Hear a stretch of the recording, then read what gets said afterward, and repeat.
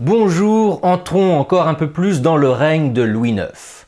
Roi de France depuis 4 ans, aidé dans sa tâche par sa très influente mère Blanche de Castille, Louis poursuit sa lutte contre les barons indomptables, particulièrement contre le plus insoumis d'entre eux, le duc de Bretagne. Louis IX, qui va bientôt s'émanciper de sa mère, devient progressivement un roi au pouvoir indiscuté. Mais avant cela, il va devoir montrer à ceux qui contestent encore son autorité qu'il peut être ce roi vaillant ne reculant devant aucune bataille. Les barons rebelles vont petit à petit et avec peine se soumettre à la couronne. Le pape, de son côté, installe une juridiction spéciale sur les terres chrétiennes dans le but de combattre les hérésies de toutes sortes. C'est cette histoire que je vais vous raconter, notre histoire.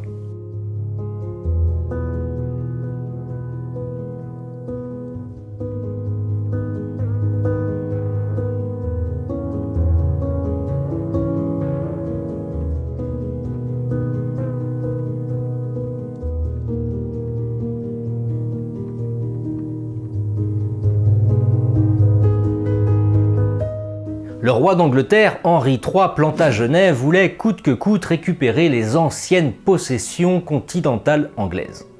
Pour cela, il était prêt à toutes les alliances. Les barons anglais débarquèrent à Saint-Malo le 3 mai 1230 avec leur roi. Les seigneurs qui avaient débarqué dans d'autres ports bretons se réunirent tous auprès d'Henri III à Nantes. Pierre Mauclerc, le duc de Bretagne, le reçut d'une manière fastueuse. Blanche de Castille, la reine-mère, et son fils Louis IX ne comptaient pas en rester là. Le roi de France réunit l'hoste royal à Angers et s'en alla jusqu'à Ancenis, où il somma le duc de Bretagne de se présenter pour y être jugé comme félon. À défaut de réponse, Louis IX, accompagné de ses barons et chevaliers, s'accordèrent à signer une sentence par laquelle Pierre Mauclerc était privé de son fief de Bretagne. Quelques seigneurs, une fois la durée de service militaire achevée, quittèrent le camp royal pour s'en aller en Champagne pour en découdre avec Thibaut, le comte de Champagne. Les griefs des barons à l'égard de Thibaut remontaient à l'époque du roi Louis VIII. Le comte de Champagne avait, selon les dires des barons, déserté l'hoste royal lors de l'expédition du roi en pays cathare. Blanche de Castille avait conscience de toutes ces discordes. Thibaut subissait les attaques de toutes parts, par le duc de Bourgogne, les comtes de Boulogne, de Dreux, de Mâcon, de Saint-Paul et de Bar, par Enguerrand de Coucy, Robert de Courtenay, etc. Thibaut de Champagne fut contraint de trouver un refuge à Paris. Les barons profitèrent de son absence pour ravager les villes et les villages de Champagne. Avec l'assentiment de Blanche et de Louis IX, dans le but d'apaiser les tensions, Thibaut accepta de se rendre en Terre Sainte avec 100 chevaliers.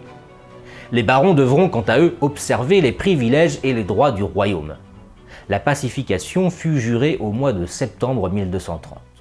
En Bretagne, les deux armées, celle de Louis IX et celle de Henri III, malgré leur extrême proximité, évitèrent l'affrontement. Le roi d'Angleterre, malgré les propositions des barons normands l'invitant à récupérer les terres normandes héritées de ses pères, quitta le territoire, mit les voiles vers l'Angleterre et arriva à Portsmouth le 26 octobre 1230. Il laissa cependant 500 chevaliers et 1000 sergents d'armes à Pierre Mauclerc pour l'aider dans son combat contre le roi de France. Blanche de Castille et Louis IX devaient user de subtils stratagèmes pour en venir à bout du comte breton. Plutôt que de l'affronter frontalement, elle entama des négociations avec les principaux seigneurs bretons vassaux de Mauclerc. L'entreprise réussit si bien que les seigneurs André de Vitré, Raoul de Fougères, Geoffroy de Chateaubriand firent hommage au roi de France. La situation du comte de Bretagne devenait intenable car il devait concilier avec les deux couronnes. Les envoyés de France et d'Angleterre se retrouvèrent à Saint-Aubin-du-Cormier près de Rennes dans le but de mettre fin aux hostilités. Une trêve fut signée le 4 juillet 1231. Elle devait expirer au bout de 3 ans. Le 13 avril 1231, le très lettré pape Grégoire IX accorde, en réaction aux émeutes et aux grèves des professeurs et des étudiants de 1229, des privilèges à l'Université de Paris. La bulle Parens Scientiarum lui octroie une indépendance intellectuelle et juridique. L'évêque de Paris sera responsable de l'ordre public dans l'université Par conséquent, les autorités municipales n'auront pas voix au chapitre. L'Université de Paris réglera elle-même l'enseignement et l'attribution des grades, comme les licences.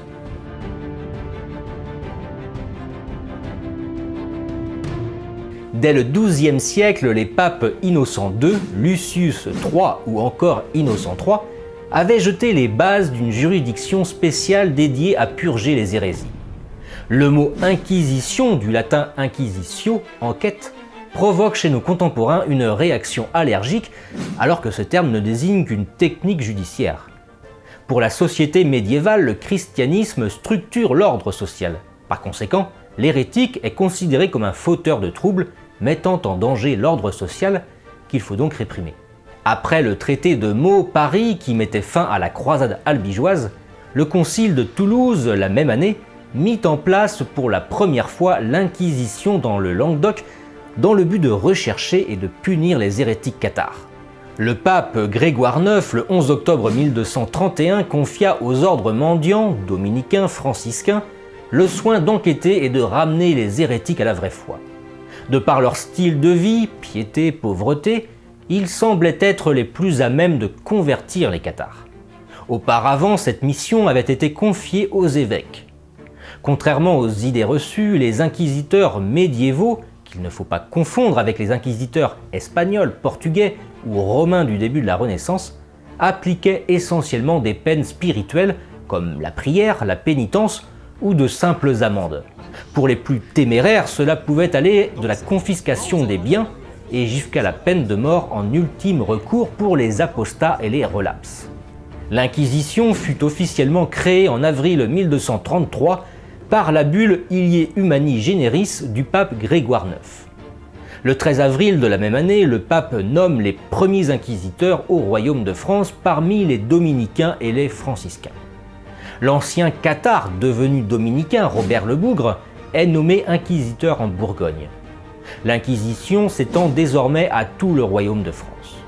L'Inquisition, nouvellement installée et répandue à travers le royaume, œuvrait à éradiquer l'hérésie cathare. L'institution pouvait également être utilisée dans le but de combattre d'autres hérésies ou sectes. Comme vous l'avez compris, le but était de maintenir l'ordre social autour du catholicisme.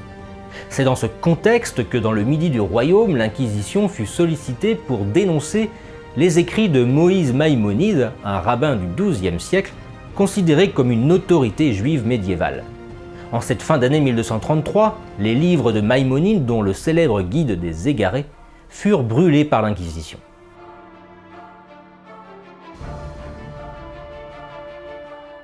En mai 1234, le roi de France Louis IX vient d'avoir 20 ans.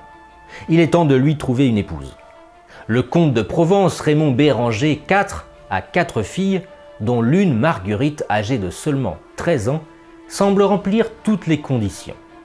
Déjà en 1233, Louis IX, qui avait eu vent des qualités de la jeune fille, avait demandé au chevalier Gilles de Flagy de se rendre à la cour comtale de Provence pour en savoir plus sur Marguerite.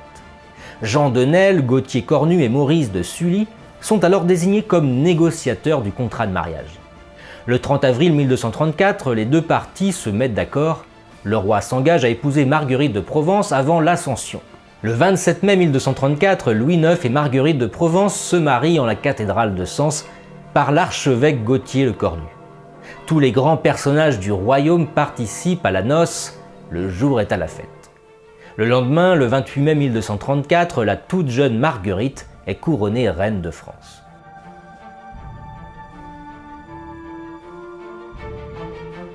Le mariage venait tout juste d'être célébré que le roi Louis IX dut marcher vers la Bretagne hostile. La trêve avec le roi d'Angleterre Henri III et Pierre Mauclerc, le duc de Bretagne, expirait en juillet 1234. Le roi de France entra avec son hoste royal sur les terres bretonnes. Mauclerc demanda au roi une trêve jusqu'à la Toussaint et promit de devenir l'homme du roi. Le Breton était perfide, puisqu'en réalité Mauclerc attendait une intervention du roi d'Angleterre. Sauf qu'Henri III était trop occupé avec ses prélats et ses barons. Henri ne put rien pour Mauclerc.